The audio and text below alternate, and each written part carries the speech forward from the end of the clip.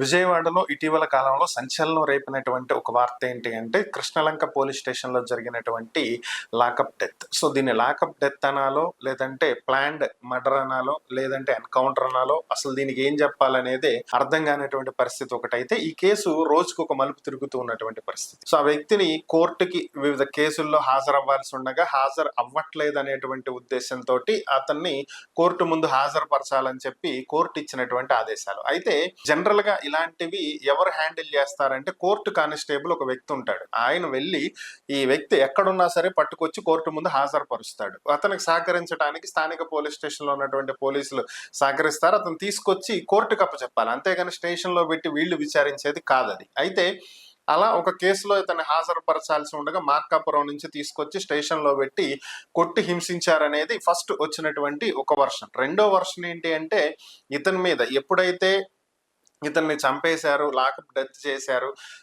బాడీని కూడా కుటుంబ సభ్యులకు అప్పచెప్పకుండా పోలీసులే రహస్యంగా దహన సంస్కారాలు నిర్వహించేసి బూడిది కూడా కనిపించకుండా చేశారు అనేటువంటి వార్తలు ఏవైతే వచ్చినాయో దీని తర్వాత ఒక సెక్షన్ ఆఫ్ మీడియా చెప్పుకుంటూ వచ్చింది ఏంటి అంటే అతనేమి మంచి వ్యక్తి కాదు, 25 కేసులు ఉన్నాయి XYZ అంటూ చెప్పుకొచ్చేసారు. సో 25 కాకపోతే 250 కేసులు ఉంటాయి, వాట్ ఎవర్ ఇట్ మేబీ. కానీ చట్టాన్ని చేతుల్లోకి తీసుకునేటువంటి హక్కు ఎవరికీ లేదు. సో అతనికి నిజంగా అతని మీద కేసులు ఉంటే, అతని క్రిమినల్ అయితే చట్ట ప్రకారం కోర్టులు శిక్షిస్తాయి. అంతేగాని మీరు నేను శిక్షించడానికి పోలీసులకు ఎవరిచ్చారో హక్కు ఎవరికీ లేదు. కొట్టే హక్కు కూడా రాజ్యాంగం పోలీసులకు ఇవ్వాల. మరి అలాంటిది ఒక వ్యక్తిని చంపేసి ఎలా చంపేస్తారు? సో ఇది అందరూ అడిగేటువంటి ప్రశ్న, నేను అడిగేదే కాదు. సో ఓవరాల్ గా దీని తర్వాత ఇంకో వర్షన్ ఏంటి అంటే ఉన్నాయి 23 కేసులు ఉన్నాయి, అందులో 20 కేసులు ఆల్రెడీ కొట్టేశారు, ఇంకొక 3 కేసులు ఉన్నాయి, వాటి గురించి అతను కోర్టులో హాజరవ్వాలి. సో ఇది కొంచెం వైడ్ గా మీడియాలో స్ప్రెడ్ అయిన తర్వాత ప్రభుత్వం దిద్దుబాటు చర్యలు చేపట్టింది. ఆ సంబంధిత పోలీస్ అధికారి మీద ఎంక్వైరీకి ఆదేశించింది, కేసు ఫైల్ చేసేయారు, FIR రిజిస్టర్ చేశారు. అయితే దీని తర్వాత ఇప్పుడు జడా శ్రావణ్ కుమార్ గారు ఇంకో కొత్త విషయం తెర మీదకి తీసుకొచ్చారు. మీరందరూ అనుకుంటున్నట్టు ఇది కోర్టు కోసం తీసుకొచ్చినటువంటి హాజరు కాదు, ఓవరాల్ ఒక ల్యాండ్ విషయంలో ఇతన్ని తీసుకురావటం జరిగింది. ఇతన్ని అరెస్ట్ చేయలేదు. స్థానికంగా విజయవాడ బందర్ రోడ్డు మీద రమేష్ హాస్పిటల్ దగ్గరలో ఉన్నటువంటి ఒక హోటల్ రూమ్ లో ఒక రూమ్ తీసుకుని అతను అక్కడ పెట్టి టాస్క్ ఫోర్స్ పోలీసులు అలాగే కృష్ణలంక పోలీసులు కలిపి కొట్టడం జరిగింది. ఈ దెబ్బలు తట్టుకోలేక అతను చాలా ఇబ్బందులు పడ్డాడు. ఈ కొట్టడం వల్ల తన కిడ్నీస్ దెబ్బతిన్నాయి. ఆ సమయంలో అతను అస్వస్థతకు గురి అవ్వడంతో హాస్పిటల్కి తీసుకువెళ్తే మా వల్ల కాదని చెప్పి చేతులు ఎత్తేశారు.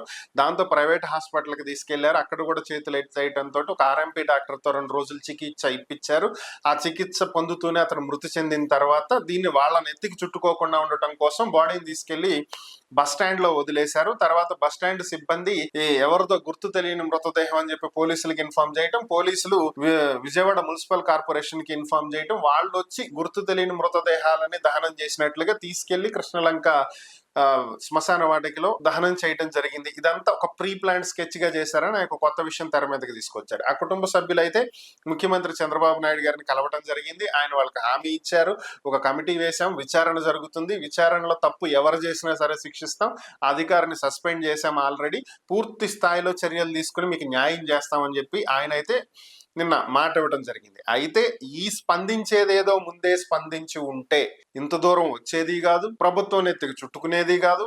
దీన్ని ముందుగానే ఈ విషయం ఎప్పుడైతే బయటకు వచ్చిందో వెంటనే ప్రభుత్వం కల్పించుకుని దీని మీద విచారణ జరిపించండి, న్యాయం చేయండి అని ఒక మాట చెప్పేసి ఉంటే, సో ఇది పోలీస్ స్థాయిలో యాదృచ్ఛికంగా జరిగిందా, వాంటెడ్ గా జరిగిందా, వాట్ ఎవర్ ఇట్ మేబీ అక్కడతో ఆగేది. కానీ ప్రభుత్వం దీని మీద నిర్లక్ష్యం వహించడం, మాట్లాడకపోవటం, అసలు బయటికి రాకపోవటం, స్టిల్ ఈ రోజు కూడా ప్రభుత్వం తరపున ఎవరు కూడా దీని గురించి బయటకు వచ్చి స్పందించకపోవటమే ఈ రోజు ప్రభుత్వమే అండగా నిలబడుతుంది అనేటువంటి వార్తలు బయట బాగా స్ప్రెడ్ అవుతున్నటువంటి పరిస్థితి. ఇప్పటికైనా దీన్ని దిద్దుబాటు చర్యలు చేపడితే బాగుంటుంది.